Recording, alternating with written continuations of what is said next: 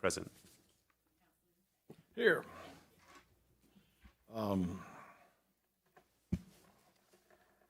Just for general information purposes, this is our regularly monthly scheduled Economic Development Committee meeting. I think it's safe to say we're going to, it used to be the Community Development and Economic Development. We're separating those committees now. And so we'll just concentrate this group on economic development.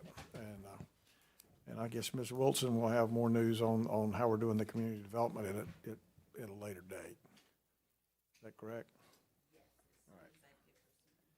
All right. We'll start with Ryan. You're going to make just a review of our economic development partners, and if you would, start by describing what an economic development partner is. Yes, sir.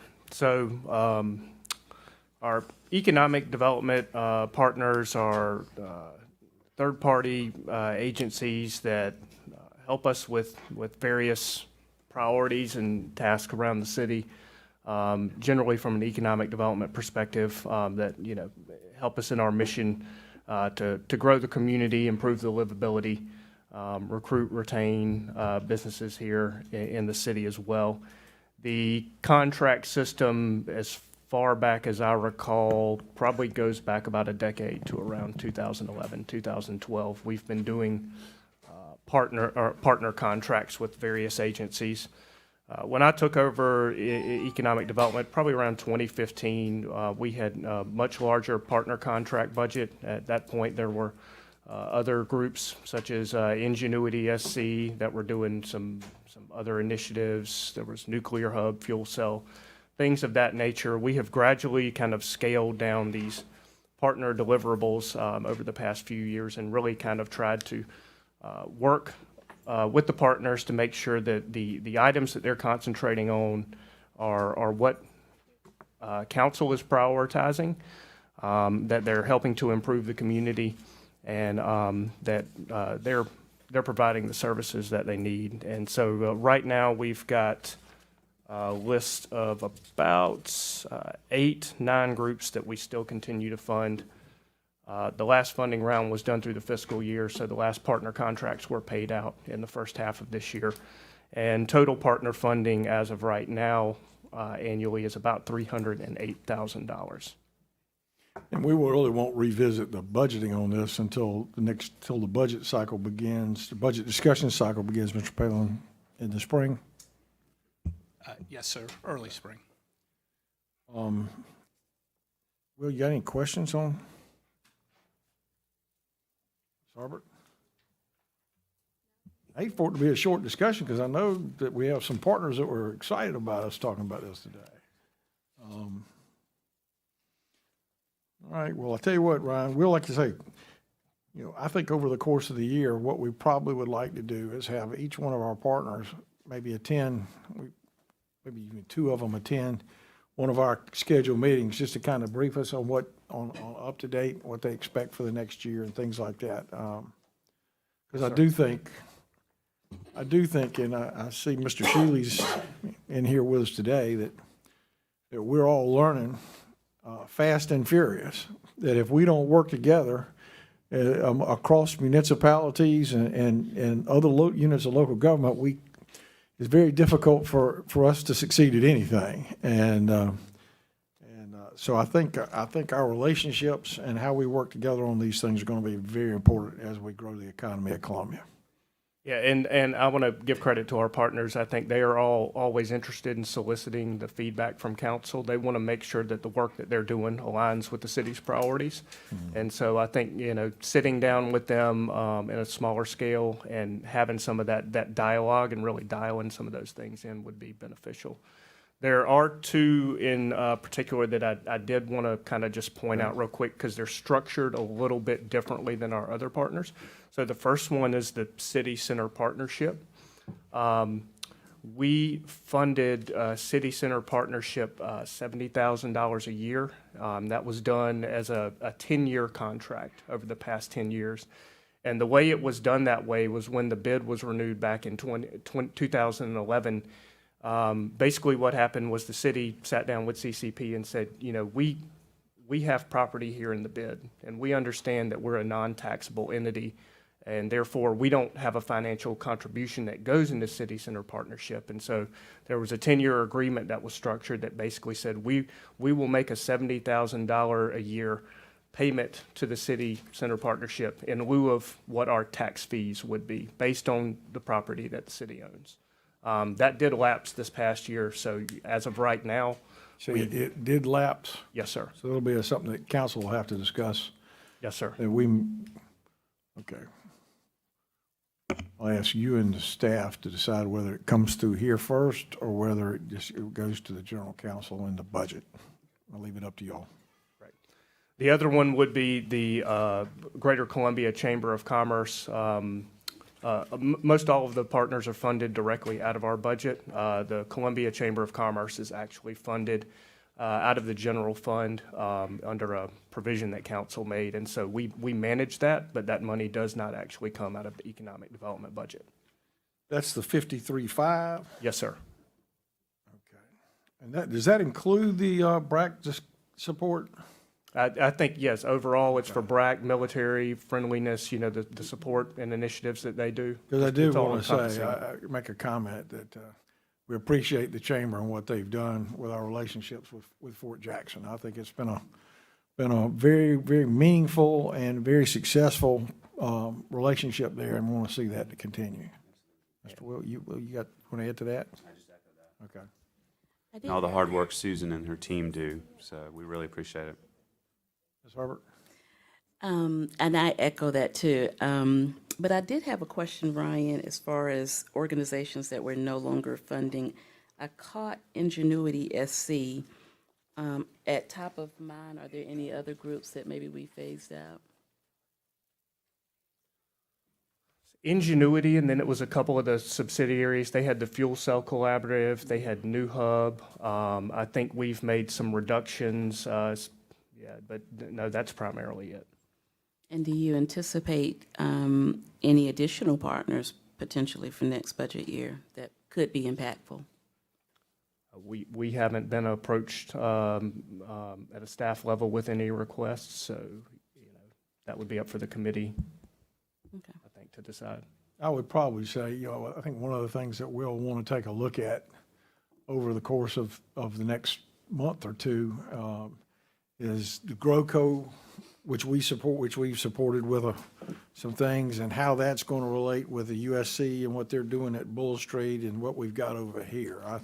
That may need a refinement and a look as well. Yes, sir. Any other comments on either Let board? me ask you this, skipping, and you can address this when we skip down to 4, is, we talk about the measurables. How are we doing our part with our partners, providing them with what they need to be successful in their recruiting efforts? So just something to keep in mind as we talk about metrics and whether we're successful with our new economic development plan.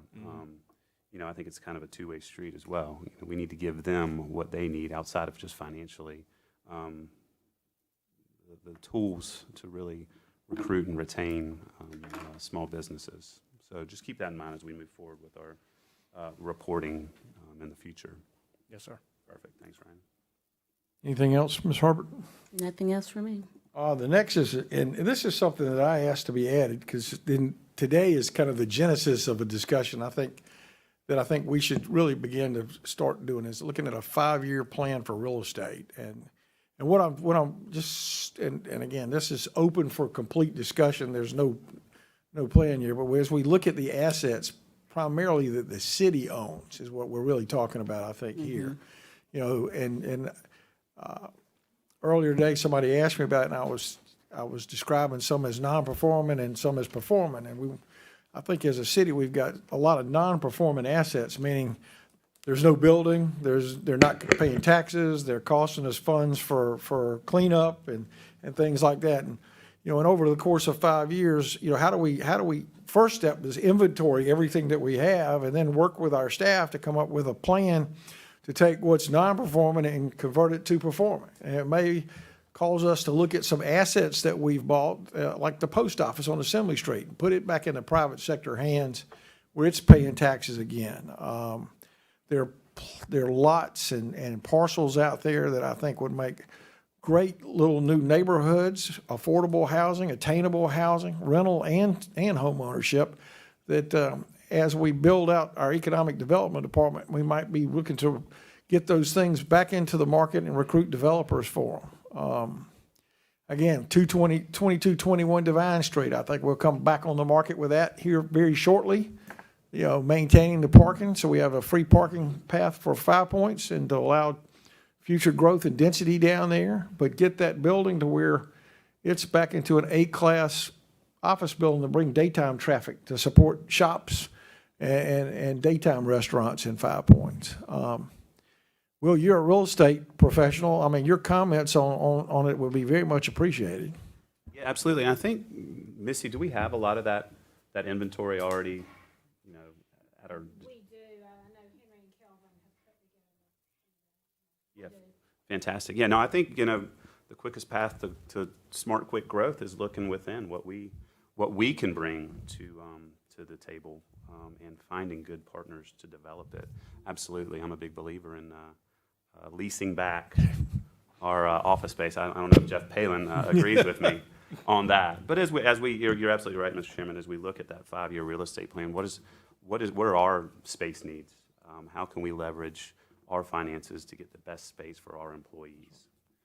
Ms. Robert? Yeah, and I just wanted to add, staff is working from a residential standpoint, looking at all the lots that we have, because we have a lot of lots, because we can partner with developers like we're doing with some other groups for infill and get rid of these empty spaces and get them back on the tax roll. I'm Somebody's glad you paying brought some that up, bills, yeah. because an empty space is a non-performing asset. I think nothing good happens on empty lots in neighborhoods, and new construction and new activity creates interest, and frankly, in some of our neighborhoods that are having issues with food supply and things like that. The more residences we can bring and the more we show, and I think we'll talk a little bit about it when we get to measurables, the more that we can show possible investors that we're growing the inner city population, the better off we'll be. Density, increasing our density to be competitive.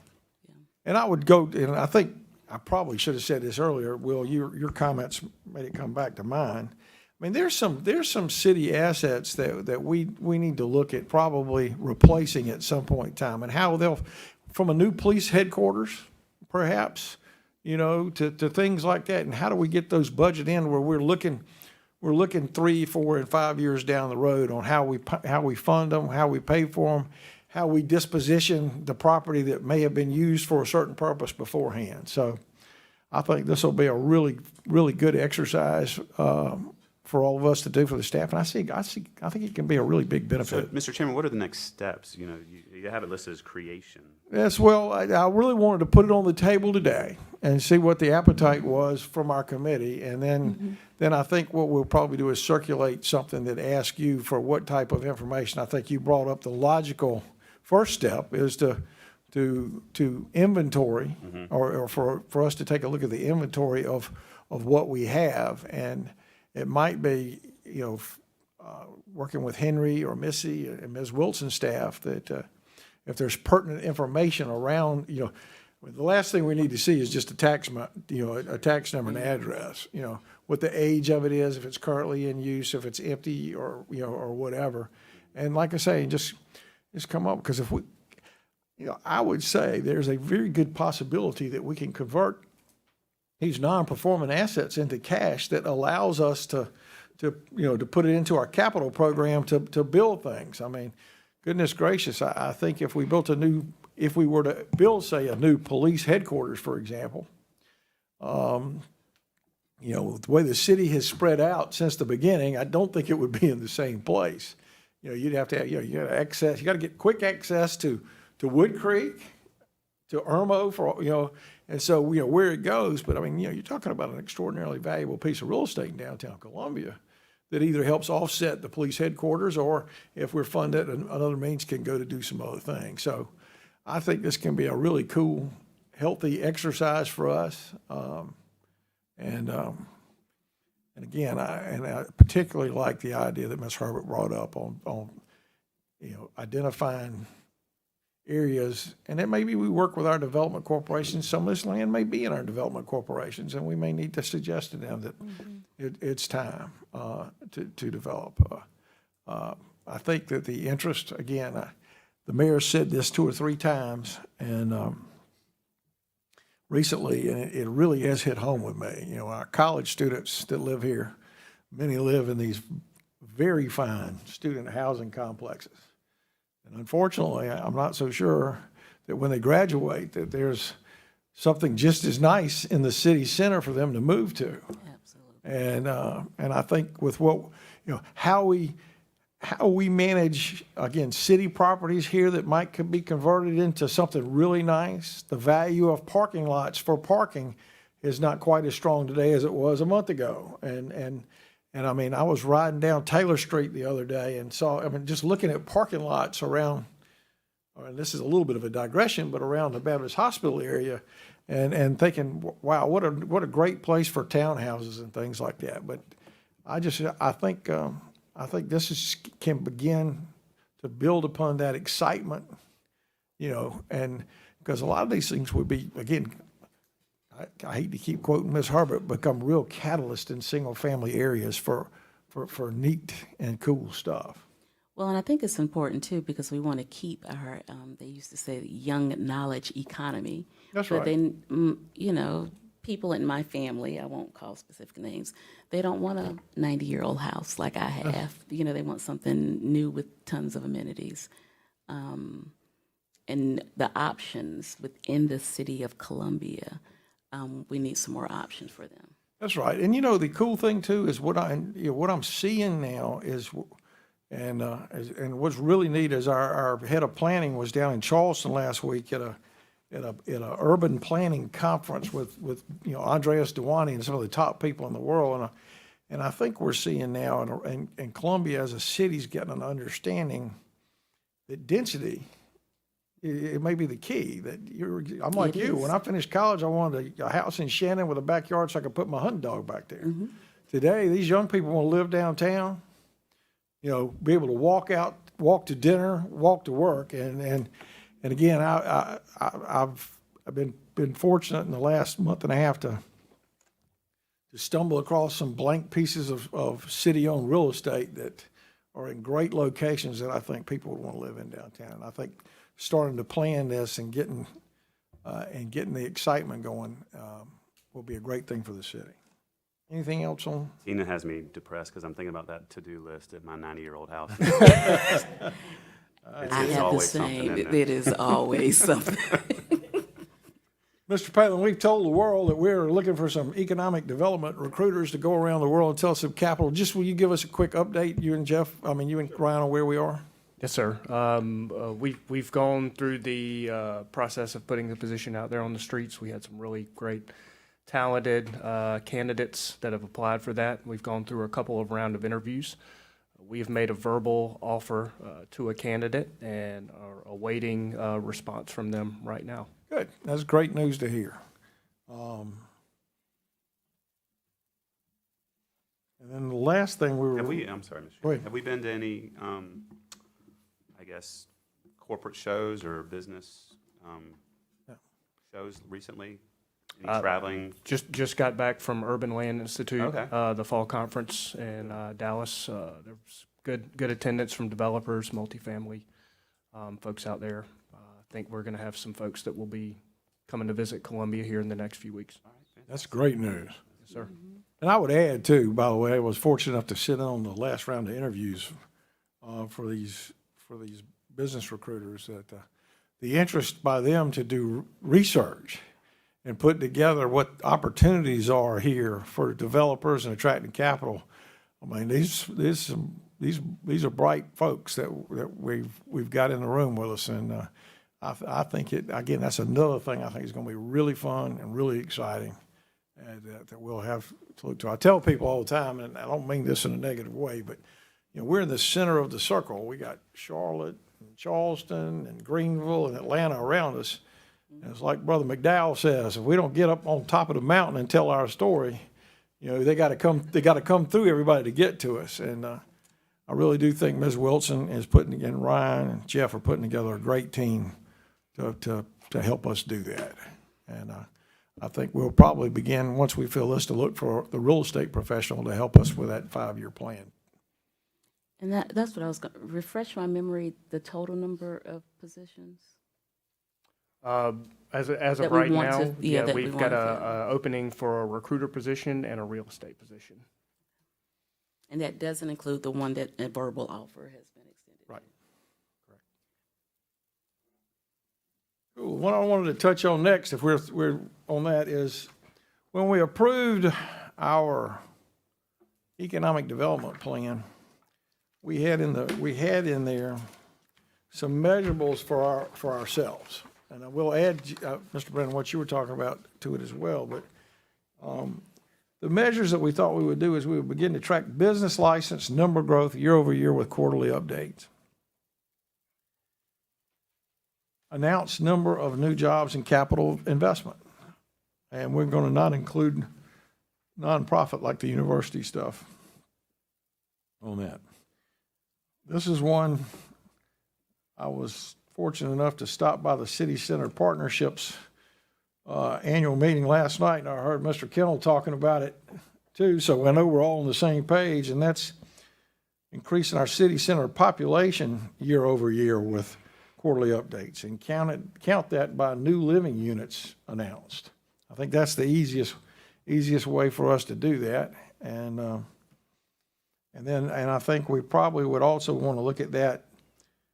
We may want to look at that by dividing up different territories and measuring it by territory. North Main could be, could be one, the city center itself another. I mean, that's just something that we want us to think about because, and then the last would be the increased city revenue streams. In other words, how much property tax paying are we, new money are we bringing in every year for, how much accommodations tax? We've had a lot of discussions on hotels. I don't know if anybody's ever really sat down and talked about what the A tax would be generated by a particular hotel as part of this thing. Same thing on H tax, new restaurants. What are we projecting on H tax increases? Water and sewer revenue increases. I mean, Clint, we went through an exercise a week or two or three ago and found out that sometimes that water and sewer revenue can be better than tax revenue. And also it helps us, Mr. Palin explained it to me, that we raise significant water and sewer revenue from new users. It helps us control rate increases. So that's why, one of the reasons that's so important. And that's basically what we put into the plan. And what I'm thinking is we probably should benchmark this as of, as not now, but from December 31st. And in other words, begin to look at it on a quarterly basis and use the end of the year. And we probably, what I'm thinking, if the committee would agrees that we would track these more on a calendar year basis than a fiscal year basis, because taxes are paid on the calendar year and things like that. I know I would just tell you at the state level, we tend to track things more on the calendar year than we do on the fiscal year, just because of things. Yeah. So are you envisioning like an ongoing dashboard?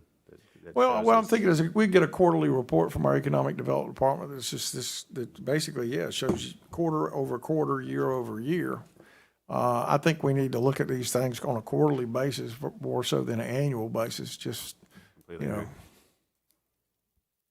Ryan, you have any comments on that? No, sir. I think those are all pretty good. I think we also want to look at, some things like maybe outreach and engagement with existing businesses, making sure that we're getting our touch points there. And as the recruiters come in, I think, we want to consider, leads that we're generating and how those things are translating into active projects as well. All right. Yes, sir. Now, I'm all business, right? You can't spend leads. You can't spend outreach, but you can spend business license increases. Yes, sir. All right. Ms. Harbert, you got a comment? I don't. All right. Mr. Brennan? I don't. All right, so let's shoot for establishing our benchmarks sometime after the first of the year using December 31st as our starting date. Start working on it now.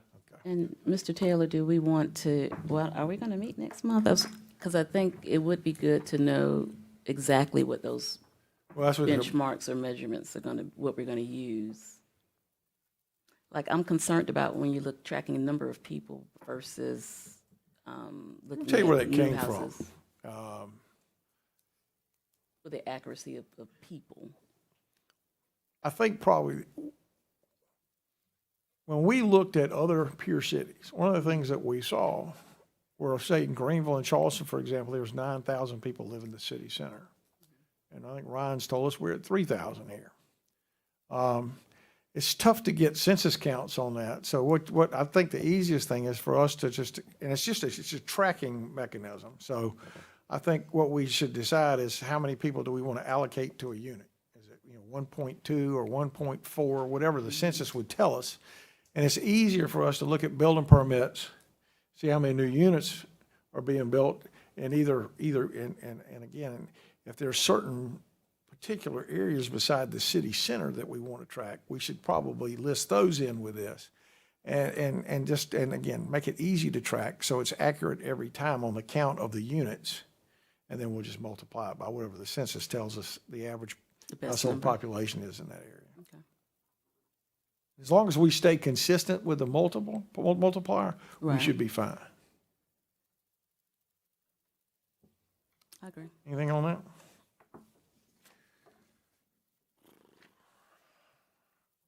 Anything else on the public part of the session? And I was going to say, I want to add an area to that because we are looking, I mean, we need more density to Right. become competitive for grocery stores. That's right. But I want to narrow it down. I don't want to No, say I totally agree with that. Yeah. That's why I say, I think where the best areas of opportunity are for us to do infill, maybe.